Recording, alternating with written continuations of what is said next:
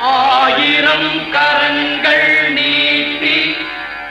அழைக்கின்ற தாயே போற்றி,